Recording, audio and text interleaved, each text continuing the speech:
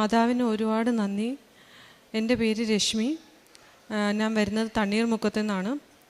എനിക്ക് മലയാളം അത്ര വശമില്ല. എങ്കിൽ പോലും മാതാവ് ഇവിടെ വന്ന് എന്നെ കൊണ്ട് മലയാളത്തിൽ എന്നെ പറയണമെന്ന് പറഞ്ഞു. എനിക്ക് ആദ്യമേ ഒരു നെക്ക് പെയിൻ ആയിരുന്നു കൂടുതൽ തുടങ്ങിയത്.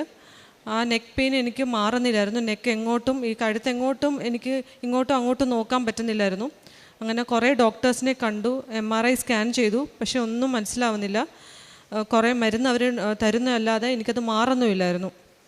അങ്ങനെ ഇരിക്കുമ്പം ഞാൻ ട്രെയിനിൽ യാത്ര ചെയ്യുമ്പം ഞാൻ മാതാവിനെ കുറിച്ച് കേട്ടിട്ടുണ്ട്. ഇവിടെ അടുത്താണെങ്കിലും പോലും ഞാൻ വരാറില്ല. അങ്ങനെ ഈ ട്രെയിനിൽ ഒരു അമ്മയും കൊച്ചിനെയും കണ്ടു. അപ്പം ഈ അമ്മ എന്നെ കണ്ടപ്പോൾ തൊട്ട് മാതാവിൻ്റെ കാര്യങ്ങളാണ് പറഞ്ഞുകൊണ്ടിരിക്കുന്നത്, കൃപാസന മാതാവിൻ്റെ. അപ്പം ഞാൻ വിചാരിക്കുന്നുണ്ട്, എനിക്കൊരു പരിചയമില്ല, ഇവരെന്താണ് അങ്ങനെ പറഞ്ഞുകൊണ്ടിരിക്കുന്നതെന്ന് എനിക്ക് അറിഞ്ഞൂടാ. അപ്പോൾ അവരെന്നെ നോക്കി കൃപാസന മാതാവിൻ്റെ കാര്യങ്ങളൊക്കെ പറയുകയും അവർക്ക് സാധിച്ച കാര്യങ്ങളൊക്കെ പറയുകയും ചെയ്തു. പിന്നെ ഇവരുടെ സ്ഥലം ചോദിക്കുന്നുണ്ടെങ്കിലും ഇവർ സ്ഥലം കൃത്യമായിട്ട് എനിക്ക് പറഞ്ഞു തരുന്നില്ല. കുറച്ച് കഴിഞ്ഞപ്പം ഇവർ പറഞ്ഞു, ഞാൻ പ്രാർത്ഥിക്കാം, കൃപാസന മാതാവിനോട് പ്രാർത്ഥിക്കാം, പക്ഷേ എനിക്കൊരു ഉറപ്പ് തരണം, ഈ പെയിൻ മാറിയ ഉടനെ തന്നെ മാതാവിൻ്റെ അടുത്ത് പോകുമെന്ന്. അപ്പം ഞാൻ വിചാരിച്ച്, ഈ 2-3 മാസമായിട്ട് ഒരു മാറാത്തൊരു പെയിൻ എങ്ങനെയാണ് പുള്ളിക്കാരി പറയുന്ന ഉടനെ മാറുന്നത്? അപ്പോൾ എനിക്ക് കൂടെ എൻ്റെ ഫാക്കൽറ്റീസ് ഉണ്ട്, ഞാൻ കോളേജിലാണ് പഠിപ്പിക്കുന്നത്. ഇവരൊക്കെ അത്ര വിശ്വസിക്കുന്ന ആൾക്കാരല്ല. അപ്പോൾ ഇവരത്ര മൈൻഡ് ചെയ്യുന്നില്ല. അപ്പോൾ എന്നെയും വഴക്കിടുന്നുണ്ട്, എന്തിനാണ് ഇങ്ങനെയൊക്കെ സ്ട്രേഞ്ചേഴ്സായിട്ട് സംസാരിക്കുന്നത്? അപ്പോൾ ഞാൻ പറഞ്ഞു, ഒന്നും ദോഷം വന്നില്ലല്ലോ. അപ്പോൾ ഒരു 5 മിനിറ്റ് കഴിഞ്ഞപ്പോൾ എനിക്ക് എൻ്റെ പെഡലി ഫുള്ളും മൂവ് ചെയ്യാൻ ഇങ്ങോട്ടും അങ്ങോട്ടും പറ്റുന്നു. അപ്പം ഞാനിത് താങ്ക് യു പറയാൻ വേണ്ടി ആ ലേഡിയോട് നോക്കിയപ്പോൾ ആ ലേഡീനെയും കാണുന്നില്ല. ആ ലേഡി, ഞാൻ ആ കമ്പാർട്ട്മെൻറ്റ് ഫുള്ളും ഓടി നടന്നു നോക്കി, ആ ലേഡീനെ കാണുന്നേ ഇല്ല. അപ്പോൾ എനിക്ക് അത് തോന്നിയത് അതൊരു മാതാവ് തന്നെ ആയിരുന്നു എനിക്ക് കാണാൻ അന്ന് പറ്റിയത്. ഞാൻ അത്രയും വലിയ ഗ്രേറ്റ് പേഴ്സൺ അല്ല. ഞാൻ കുറേ തെറ്റുകളൊക്കെ ചെയ്യാറുണ്ട്, എപ്പോഴും എല്ലാവരോടും ക്ഷമിക്കുന്ന ഒരാളല്ല, പെട്ടെന്ന് ദേഷ്യപ്പെടാറുണ്ട്. എങ്കിലും പോലും ഞാൻ വിശ്വസിച്ച ഒരു കാര്യം, സിന്നേഴ്സിന് ഒരിക്കലും മാതാവിനെ കാണാൻ പറ്റത്തില്ലെന്നാണ്. പക്ഷേ എനിക്കെന്തോ അന്ന് കാണാൻ പറ്റി. അത് കഴിഞ്ഞ് ഞാൻ ഇത് സാറിനോട് പറഞ്ഞു. എൻ്റെ കൂടെയുള്ള സാർ ചോദിച്ചു, ഇപ്പോൾ കഴുത്ത് പെട്ടെന്ന് അനക്കാൻ പറ്റുന്നുണ്ടല്ലോ? അപ്പം ഞാൻ പറഞ്ഞു, എനിക്കിപ്പോൾ അനക്കാൻ പറ്റുന്നുണ്ട്, ആ ലേഡി പറഞ്ഞ പോലെ എനിക്കത് മാറി. അത് കഴിഞ്ഞ് എനിക്ക് ഓർമ്മ വന്നു, ഒരാഴ്ച കഴിഞ്ഞിട്ടാണ് അവർ പറഞ്ഞത് ഞാൻ കൃപാസനത്തിൽ പോകണമെന്ന്. അപ്പോൾ എനിക്ക് ആ ഒരാഴ്ച കഴിഞ്ഞപ്പം പിന്നെയും എനിക്ക് വരാൻ പറ്റിയില്ല, കൃപാസനം വരാൻ പറ്റിയില്ല. ഉടനെ ആ നെക്ക് പെയിൻ തിരിച്ചു വന്നു.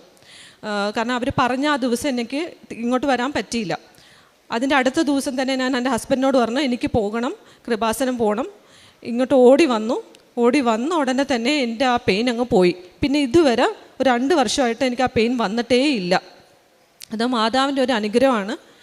പിന്നെ അടുത്ത എനിക്ക് കാര്യം സാധിച്ചൊരു കാര്യം എന്ന് പറഞ്ഞാൽ, ഇവിടെ വന്ന് എനിക്ക് ഉടമ്പടി എടുക്കാൻ ഭയങ്കര പാടായിരുന്നു. എന്ന് പറഞ്ഞാൽ എനിക്ക് മലയാളം ഒന്നും മനസ്സിലാവുന്നില്ല, പറയുന്നത് എനിക്ക് ക്ലിയർ ആവുന്നില്ലായിരുന്നു.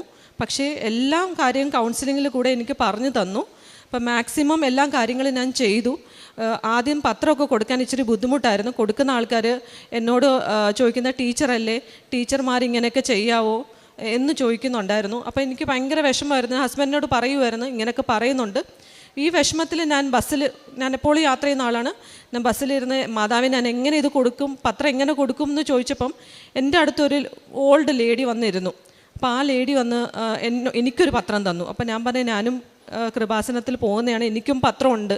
അപ്പോൾ പുള്ളിക്കാരി ഒരു 70 ഏജ് ഉണ്ട് ഈ പുള്ളിക്കാരിക്ക്. അപ്പോൾ പുള്ളിക്കാരി പറഞ്ഞു, പുള്ളിക്കാരി 8 ഡിസ്ട്രിക്റ്റിൽ കൊടുക്കാമെന്ന് ഉറപ്പ് പറഞ്ഞിരിക്കുക മാതാവിനോട്. അപ്പം ഞാൻ ചോദിച്ചു, ഇത്ര ഏജ്ഡ് അല്ലേ, എങ്ങനെ നിങ്ങൾ കൊടുക്കുന്നു?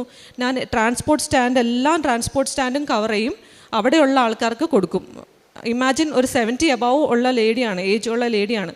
അപ്പം ഞാൻ വിചാരിച്ചു, അവർക്ക് പറ്റുമെങ്കിൽ പിന്നെ എന്തുകൊണ്ട് എനിക്കില്ല? ഇതുപോലെ തന്നെ കുറച്ച് 5 മിനിറ്റ് കഴിഞ്ഞപ്പോൾ ആ ലേഡീനെയും കാണുന്നില്ല. ഓക്കെ, അപ്പോൾ എനിക്ക് ഒരു മോട്ടിവേഷൻ വന്ന്, എന്തുകൊണ്ട് ഞാനും ഈ പത്രം കൊടുത്തുവിടാം. അങ്ങനെ കുറേ സ്ഥലത്ത് കൊടുക്കും, കുറേ സ്ഥലത്ത് റിജക്ഷൻ കിട്ടും, എങ്കിലും ഞാനത് തുടർന്ന് കൊടുക്കാനായിട്ട് നോക്കും. ഇതിൻ്റെ ഇടയിൽ ഞാൻ ഈ ഉടമ്പടി മെയിനായിട്ട് എടുത്തത്, എനിക്ക് PhD 2 വർഷമായിട്ട് രജിസ്റ്റർ ചെയ്യാൻ പറ്റുന്നില്ല. കുറേ തടസ്സങ്ങൾ വന്നുകൊണ്ടിരിക്കുകയായിരുന്നു. പോകുന്നിടത്ത് ഒന്നെങ്കിൽ പൈസ ചോദിക്കും, ചിലപ്പം ഗൈഡ് പ്രശ്നം ഉണ്ടാക്കും. അങ്ങനെ എനിക്ക് പറ്റുന്നില്ലായിരുന്നു ഒരു PhD അഡ്മിഷൻ എടുക്കാൻ. അങ്ങനെ ഞാൻ മാതാവിനോട് ചോദിച്ചു, എന്ത് ചെയ്യണം? ഞാൻ അവസാനം ഇത് ലാസ്റ്റ് ചാൻസാണ്, ഇനി ഞാൻ ഇതിന് അപ്ലൈ ചെയ്യത്തില്ല എന്ന് പറഞ്ഞിരുന്നതാണ്. അപ്പം കോയമ്പത്തൂരിൽ എനിക്ക് നല്ലൊരു കോളേജിൽ PhD അഡ്മിഷനായി. അവിടെ എൻട്രൻസ് എഴുതാൻ പറഞ്ഞു മാതാവ്. എൻട്രൻസ് എഴുതി, പേപ്പർ ഭയങ്കര ടഫായിരുന്നു. ഞാൻ ക്വാളിഫൈ ആകുമെന്ന് വിചാരിച്ചില്ല, എന്നെയും കാട്ടി കൂടുതൽ മാർക്കുള്ളവർ റിജക്റ്റായി. എനിക്ക് ആക്സെപ്റ്റൻസ് കിട്ടി. ഒരു നല്ലൊരു NIRF റാങ്കിങ്, ഓൾ ഇന്ത്യയിലുള്ള റാങ്കിങ് ഉള്ള ഒരു കോളേജിലാണ് കിട്ടിയത്. അത് ഉടമ്പടി എടുത്ത് 90 ഡേയ്സ്ക്ക് മുമ്പേ എനിക്ക് കിട്ടി ആ ഒരു അഡ്മിഷൻ. അതിപ്പോഴും ഞാൻ വിശ്വസിക്കുന്ന മാതാവിൻ്റെ ഒരു അനുഗ്രഹമാണ്. കാരണം എല്ലാവരും ചോദിക്കും അതെങ്ങനെ കിട്ടി. അത് എൻ്റെ കഴിവ് കൊണ്ടല്ല. It's not because of my merit, it's just because of the mother's grace. മാതാവിൻ്റെ ഒരു ഗ്രേസ് കാരണമാണ് എനിക്കത് കിട്ടിയത്. മാതാവിന് 1000 നന്ദി. എല്ലാ കാര്യങ്ങളും നമുക്ക് സാധിച്ചു തന്നതിന് നന്ദി. എഫെസ്യർക്ക് എഴുതിയ ലേഖനം 2-ാം അധ്യായം 8-ാം തിരുവചനം, വിശ്വാസം വഴി കൃപയാലാണ് നിങ്ങൾ രക്ഷിക്കപ്പെട്ടത്, അത് നിങ്ങൾ നേടിയെടുത്തതല്ല, ദൈവത്തിൻ്റെ ദാനമാണ്. രശ്മി അലക്സ് എന്ന ഈ മകൾ പരിശുദ്ധ അമ്മ മാതാവിൻ്റെ തിരുസവിധത്തിൽ ജീവിതത്തിന് ലഭിച്ച വലിയ നന്മകളെ സന്തോഷത്തോടു കൂടി സാക്ഷ്യപ്പെടുത്തുകയാണ്. മകൾ പറയുന്ന സാക്ഷ്യത്തിൽ 1-2 കാര്യങ്ങൾ വളരെ ശ്രദ്ധിക്കേണ്ടതാണ്. ആദ്യത്തേത് പരിശുദ്ധമ്മയുടെ സാന്നിധ്യം, പ്രസൻസാണ്. കുറേയധികം നാളായുള്ള മകളുടെ ഒരു രോഗാവസ്ഥ, പല മരുന്ന് കഴിച്ചിട്ടും അത് മാറാത്ത ഒരു സാഹചര്യം, അത് അവിചാരിതമായി കണ്ടുമുട്ടുന്ന ഒരു വ്യക്തി, അത് നൽകുന്ന സംരക്ഷണത്തിലൂടെ പൂർണ്ണമായിട്ട് രോഗം മാറുകയും പിന്നീടൊരിക്കലും ആ വ്യക്തിയെ നോക്കിയിട്ട് കാണാൻ പറ്റുന്നില്ല എന്ന് മകൾ സാക്ഷ്യപ്പെടുത്തുന്നുണ്ട്.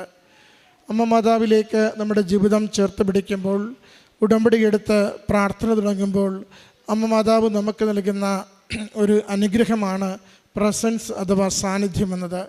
അമ്മയുടെ സാന്നിധ്യം പല വിധത്തിൽ ജീവിതത്തിന് നൽകിക്കൊണ്ട് ഞാൻ കൂടെയുണ്ട്, ഭയപ്പെടേണ്ട എന്ന് നമ്മളെ ശക്തിപ്പെടുത്തിക്കൊണ്ടിരിക്കും.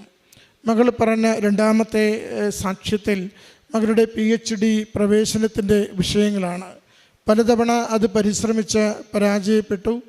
എങ്കിലും എങ്ങനെ ചെയ്യുമെന്നറിയാതെ കുഴങ്ങുമ്പോൾ ഉടമ്പടി എടുത്ത് പ്രാർത്ഥിച്ചു തുടങ്ങുന്ന ആദ്യ നാളുകളിൽ തന്നെ അമ്മ മാതാവ് കൃത്യമായ ദിശയിലേക്ക് നയിക്കുകയും നല്ല ഒരു യൂണിവേഴ്സിറ്റി, ഒരു കോളേജിൽ പ്രവേശന പരീക്ഷ എഴുതി നല്ല രീതിയിൽ PhDക്ക് രജിസ്റ്റർ ചെയ്യുവാൻ മകളെ സഹായിക്കുന്നു.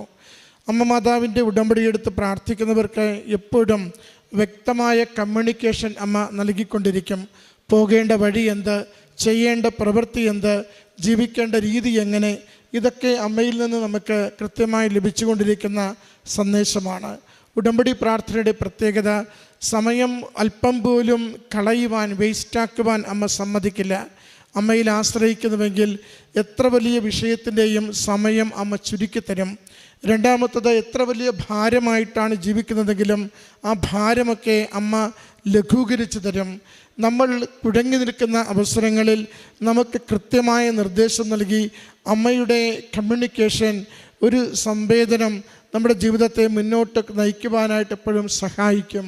അതോടൊപ്പം നമ്മൾ അമ്മയെ ആഗ്രഹിച്ച് തീഷ്ണമായി പ്രാർത്ഥിക്കുന്ന നിമിഷങ്ങളിൽ ഒരു സുഗന്ധാഭിഷേകമായോ ഒരു കാറ്റിൻ്റെ സ്പർശനമായോ ചില വ്യക്തികൾ അയച്ചുകൊണ്ട് ജീവിതത്തിന് നിർണായകമായ ഇടപെടലുകൾ നൽകുന്ന അവസരങ്ങളായോ നമുക്ക് അനുഭവിക്കുവാൻ സാധിക്കും. ഇത് ഉടമ്പടി ജീവിത പ്രാർത്ഥനയുടെ പ്രത്യേകതയാണ്. മകൾക്ക് ലഭിച്ച ഈ അനുഗ്രഹങ്ങൾ ഓരോന്നും ഉടമ്പടി ജീവിതത്തിലേക്ക് കൂടുതൽ ആഴപ്പെടുവാനും വിശ്വാസം വളർത്തുവാനും സഹായിക്കുന്നതാണ്. നമ്മുടെ ഉടമ്പടി ജീവിതത്തെ അമ്മ മാതാവിൻ്റെ സംരക്ഷണയാൽ കൂടുതൽ സന്തോഷത്തോടെ ജീവിക്കുവാനും വിശ്വസ്തയോടെ നിർവഹിക്കുവാനും സഹായിക്കണമേ എന്ന് പ്രാർത്ഥിക്കാം. എല്ലാ അനുഗ്രഹങ്ങൾക്കും കരഘോഷത്തോടു കൂടി അമ്മ മാതാവിനും തിരുക്കുമാരനും നന്ദി അർപ്പിക്കാം. അത്യപൂർവ ദൈവാനുഭവങ്ങൾ ഇനി നിങ്ങൾക്കും സ്വന്തം. ഈ യൂട്യൂബ് ചാനൽ ഇതുവരെ സബ്സ്ക്രൈബ് ചെയ്തിട്ടില്ലെങ്കിൽ ഇപ്പോൾ തന്നെ സബ്സ്ക്രൈബ് ചെയ്യുക. ഈ വീഡിയോ ഇപ്പോൾ തന്നെ നിങ്ങളുടെ സുഹൃത്തുക്കൾക്ക് ഷെയർ ചെയ്തുകൊണ്ട് കർത്താവിൻ്റെ പ്രേക്ഷിതരാകുക.